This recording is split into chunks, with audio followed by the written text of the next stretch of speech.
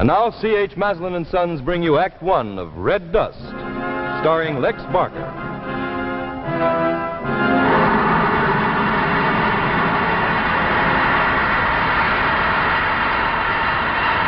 Well, we're off again. On our way home. First men to reach Alpha Centauri.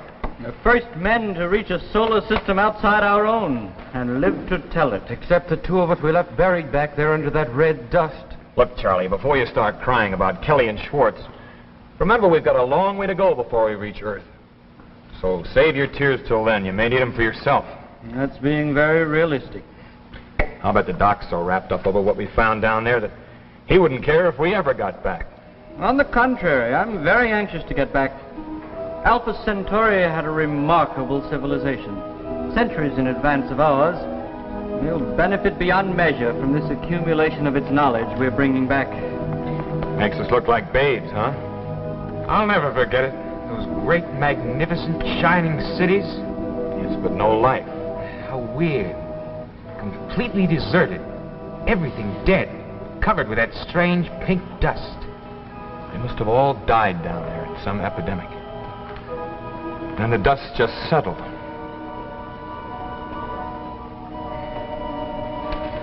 Those papers you found there say anything about it, Doc? Oh, I haven't had a chance to look through them fully yet. Say, where'd all this dust come from? We must have picked some of it up before we left. I thought we cleaned up the ship thoroughly. We were so careful. Let's see. It's that red dust from Alpha. It's all over the place. Boy, will I be glad to get back to Pittsburgh. Yes, it's the same dust that was covering Planet A. Strange how persistent.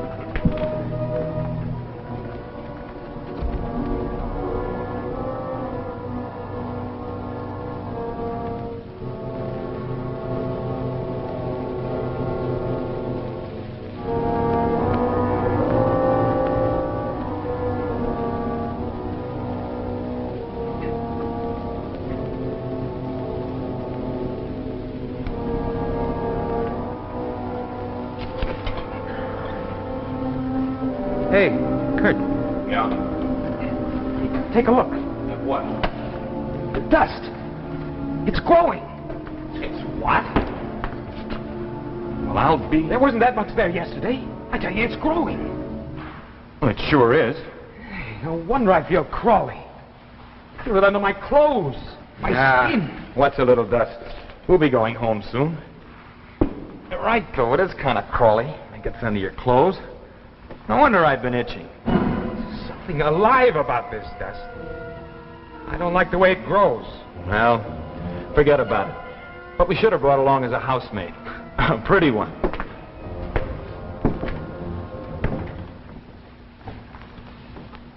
It's a good thing we'll be getting back to Earth again in a few days before this dust gets any thicker.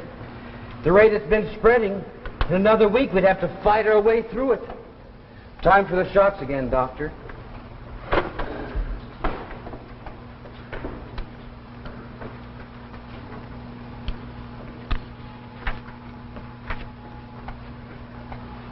Good heavens. Was that the radiation shot? Sure. Have we all been getting them? Well, except Kelly and Schwartz, before we landed on Alpha Centauri, they claimed they were allergic. They got reactions. They didn't think they needed them. That cost them their lives. What? But we checked before we landed. There was no radiation on Alpha. The radiation is there.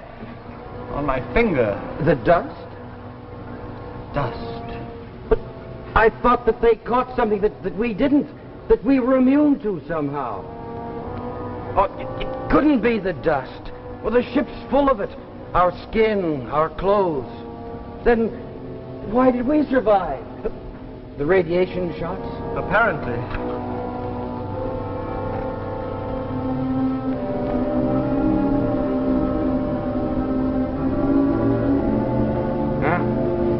So far, it's no good.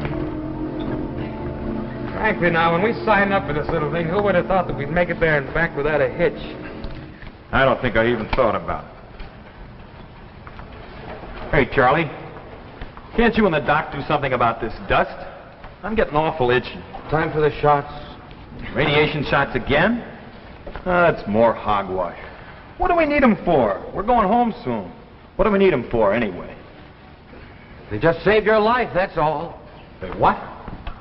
The doc just found out what killed Kelly and Schwartz. It was radiation disease. Caused by that pink dust. Oh, you're kidding. You mean this stuff? Hey, that's right. They didn't take their shots. It was the dust after all, and the reason we're alive is because of these shots. Ouch! Take it easy, Charlie. It's not my fault that Kelly and Schwartz didn't get their shots. Don't joke about it. Hey, Charlie, we're just as upset about this as you are, but there's nothing we can do about it now. Yeah, they knew when they came along what the chances were. 2 men lost on an expedition like this, it's not so bad. Not when you consider that they didn't even survive, the first bunch didn't even survive the takeoff. What you've got to do, Charlie, is think about yourself. Concentrate on you. Yeah, you're just like the doctor. You don't care about anything but yourself. No, you don't believe that. You wouldn't have worked for him so long. Oh, I respect him all right, but I can't help thinking about Kelly out there on that red desert. The dust swirling around him and us goggling down at him through the port. And Kurt yelling, "Here's a toast to Kelly." When he came clumping back into the ship, his flight suit covered with it. And all the time, that deadly dust was spreading over him, just like it's spreading over this ship, getting inside him, eating him away. Hey, Charlie, look, we all know that death is the price of knowledge. Yes, but none of you care anything about it. All Kurt here's interested in is excitement. And the doc will do anything for science, no matter who suffers. And you, Duncan... I suppose I just came along for the ride. What is it, Doc? You look worried. Here it is. As much as they knew about it, as much as I do. The dust? I know its refractive index, its biaxial interference figure, and that's about all. Thanks, that makes it as clear as a foggy night. It's a weird sort of radioactive life, a virus that attacks any living matter that comes near it. Radiation, huh? Well, then we're safe. No, I'm afraid not. Our shots just slowed it down. Slowed it down? You mean then... Just temporarily. But they can't stop it. And we've got it too, like Kelly and Schwartz. Have we, Doc? Have we? Yes. And once it gets going, there's no stopping it. They found that out on Alpha Centauri. These little specks are alive and deadly. Yeah, but Doc, if the shots slowed it down... The shots only take care of the radioactivity, but once that dust gets anywhere near you, its penetrating power is amazing.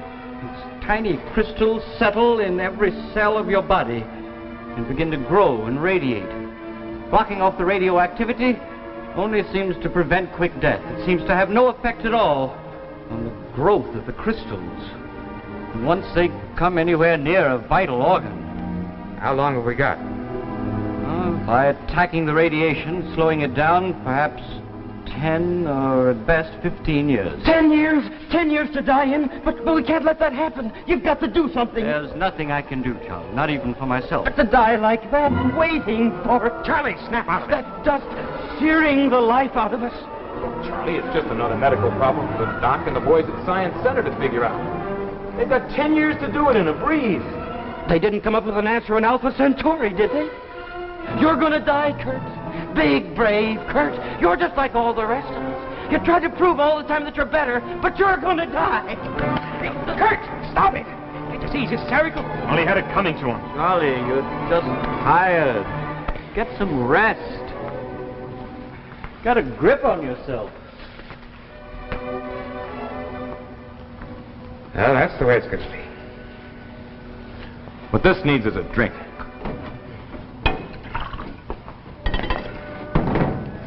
Here. To the dust. Ashes to ashes, dust to dust. Red dust. You just can't resist showing off, can you, Kurt? Now don't you start, Doc.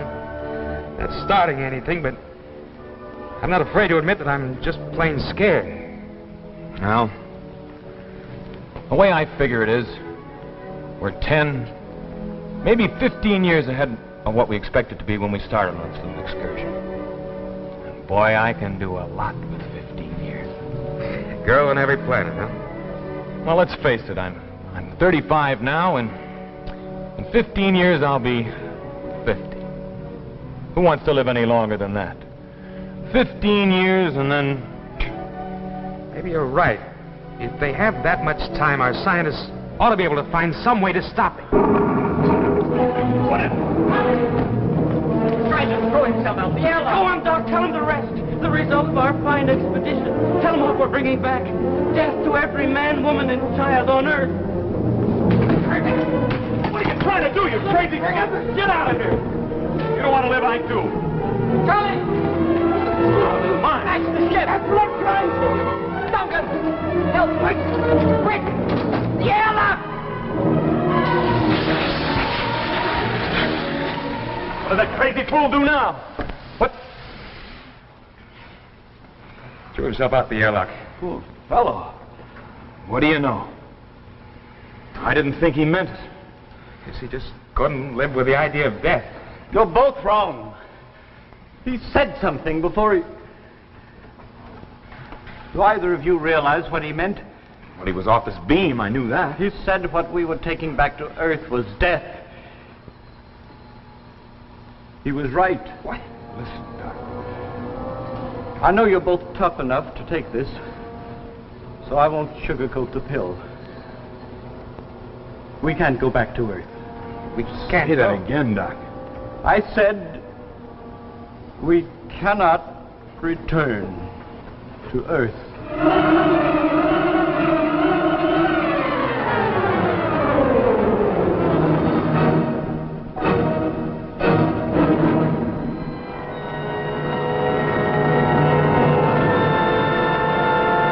In just a minute, we'll bring you Act 2 of Red Dust, starring Lex Barker.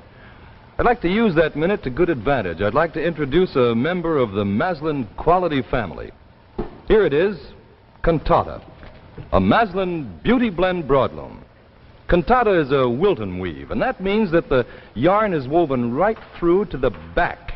That ensures extra long wear, gives you a hidden cushion of yarn under the pile. And the pile itself, well, that's anchored forever.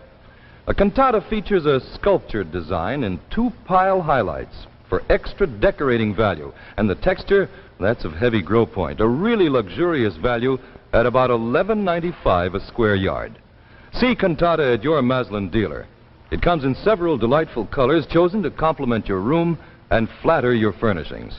The lovely sculptured design of Cantata is highlighted in dark and light green, gray, beige, beaver, and cardinal red. Furthermore, Maslin brings you this richly designed, budget-priced carpet, Cantata, in widths up to 12 feet. Visit your Maslin dealer soon. Ask to see Cantata, a wonderful budget buy made by Maslin, makers of fine carpets for more than 4 generations. And now Maslin brings you the second act of Red Dust, starring Lex Barker. Look, Doc, start at the beginning and go back. Why can't we return? That should be obvious, Kurt. Kelly, Schwartz, Charlie, Duncan, you, even the doctor. If we landed, do you think the red dust would stop with us? We'd contaminate everything we even came near. And then it would spread outward until there was nothing but one great sterile pink desert stretching from pole to pole. When we get back home, they'll get rid of those red bugs in no time. The system of Alpha Centauri had scientists working with advanced techniques we can't even begin to understand, and they couldn't get rid of the dust. No. One boneyard in the galaxy is enough, Kurt. Well, what do you want us to do? Hang a bell out in front of the ship and go wandering around through space, jangling it, yelling unclean? Not quite. When we reach radio contact point, we'll be able to transmit all the valuable information and knowledge we've gathered. Once we've done that, our mission will be accomplished. Then the only thing left to do will be put the overcharge on emergency power, throw the converters out of phase, and then wait for them to explode. One quick, clean sunburst. Now, I'm sorry, Doc, but I don't agree with you. I don't believe in suicide for any reason, yours or Charlie's, and that's what this amounts to. It's not the same thing. Well, it is to me. Look, Doc, you and me were both a lot alike. We know what we want, to do things. Not the same things, maybe, but once we make up our minds, we do it. I've made up my mind. This ship is not going back to Earth. Give me a minute, Doc. I don't think you thought this thing through. You're a scientist. You know the answer to everything. What are you driving at? Well, as a scientist, you know it's only a matter of time before somebody comes up with the answer to this red bug thing. Someday, somebody's going to come up with an answer. Don't you want to be the one? Yes, but even on Alpha... Oh, so they didn't solve it on Alpha. Maybe they were just on the verge. Maybe what they already knew, and just a little more research would have done the trick. Don't underestimate yourself, Doc, or the boys at Science Center. I would like to find the secret of that red dust. Well, you're a scientist, Doc. You face problems. You don't commit suicide in order to avoid them. Maybe you're right, Kurt. Maybe you're right. Let me think about it.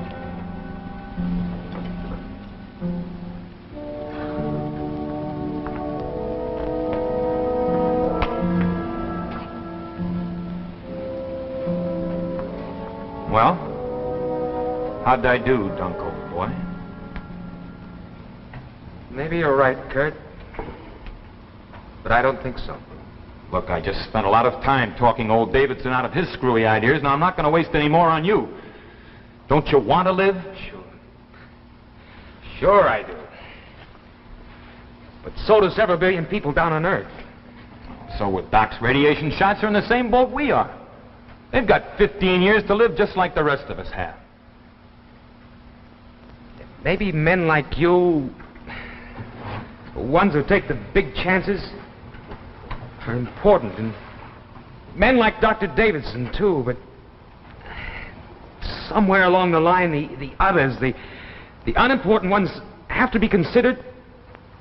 Otherwise, what you and the doctor accomplish means nothing. I worry about Kurt Benster. Whether you realize it or not, you've got a bigger responsibility than that. The others may not mean much to you, Kurt, but you can't murder a whole system just to add a few more years to your life. Now you make me laugh, Dunk. That system's not so hot. It can be. It can be. There's hope. If you take this ship in, there won't even be that. You kill me, Dunk. Here I thought you were so calm, cool. Why, just look at you when you get all worked up. Maybe the doctor will listen to me. I gotta talk some sense into one of you. Hold it, Dunk. Get over there and sit down.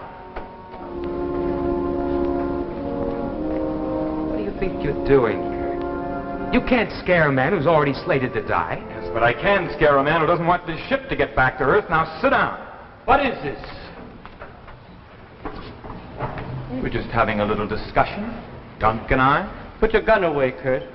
I heard your discussion. Now, what'll it be?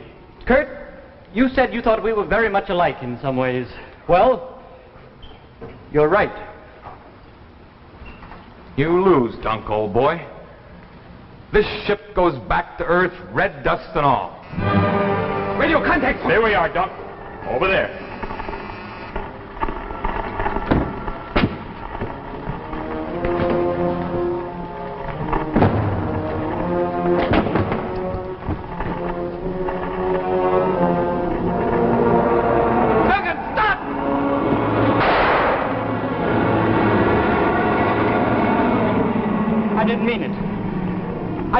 I just had to stop you from destroying the ship. Radio contact point L7 calling spaceship Meridian. Radio contact point L7 calling Meridian.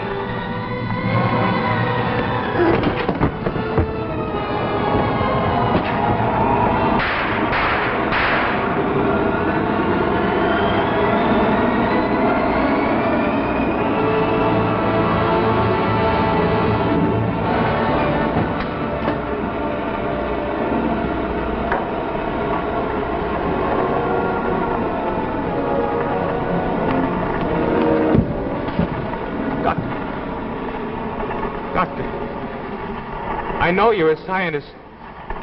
You mustn't take the Meridian back to Earth. Give them a chance. Radio point 7 calling spaceship Meridian.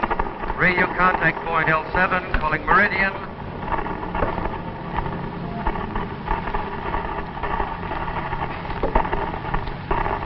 Hello, contact point L7. This is Dr. Davidson, Meridian speaking. The Meridian! She's back! Colonel Wetzel, contact's been made with the Meridian! She's back. Well, she's back. Give me that mic. Davidson. Hello, this is Wetzel speaking. Yes, Wetzel. Did you make Alpha Centauri? Yes, we made it. All the way. Congratulations. Wonderful. Anything on it? Cities, big cities, and machines. Wonderful. The inhabitants. Were they friendly? There weren't any. Information is in my notes and documents. Can't wait to see them. When will you make contact? I have information to transmit. Now. Now. Hold it. Hold till you... Now! Okay. Fire when ready.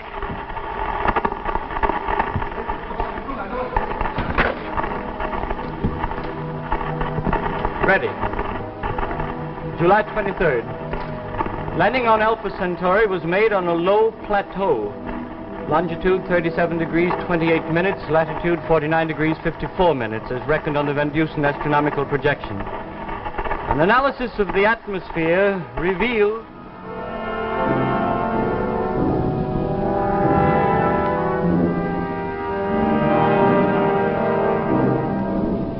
eventually tissue destruction reaches the point where death is inevitable.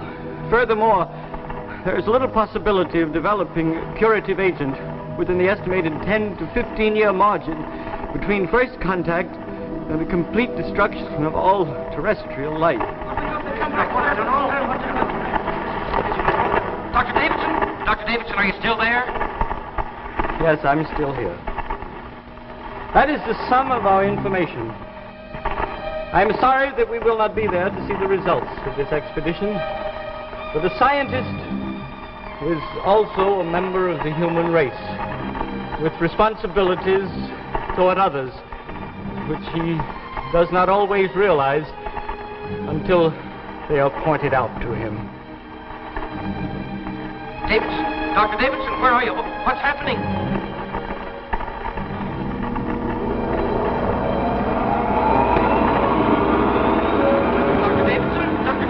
Action is being taken to ensure that the Meridian and what remains of her crew do not return to the Earth. Meridian ending transmission. Approximate location, 7th lunar section. Estimated time of arrival, not given.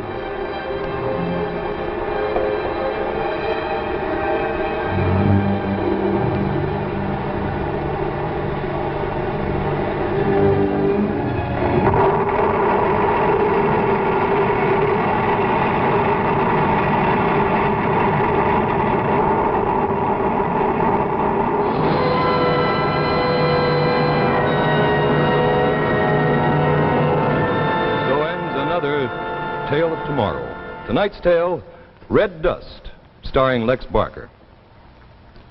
Before I tell you about next week's program, I'd like to remind you again about cantata. You know, most of us have an eye for quality, and most of us have a yen for luxury. Well, here, Masland has the answer to both. Cantata, a Wilton broadloom designed in a sculptured pattern to bring a new air of beauty to your home. Just look at it. Notice the thickness. That's the result of the double pile, which is backed by a hidden cushion of yarn under the pile. The secret of cantata and its super quality.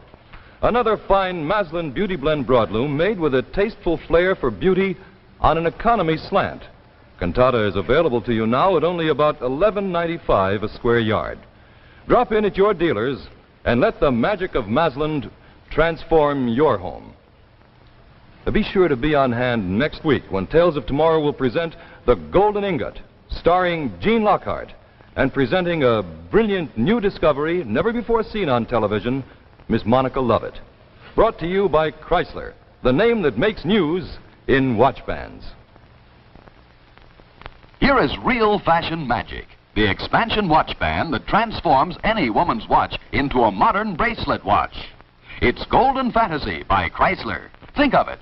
A bracelet watch usually costs $50 or more, but Golden Fantasy gives you this same style for only $9.95, tax included. So go to your jeweler Ask him to show you Golden Fantasy. See for yourself how Chrysler makes news in watch bands.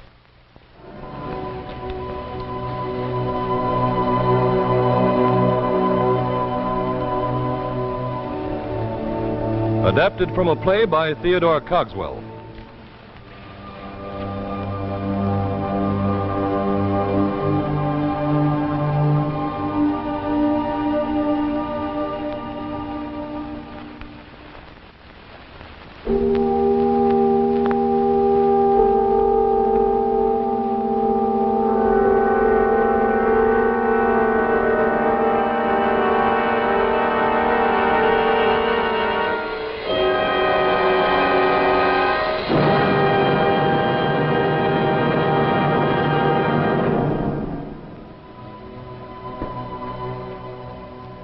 CP means cerebral palsy, a name to remember.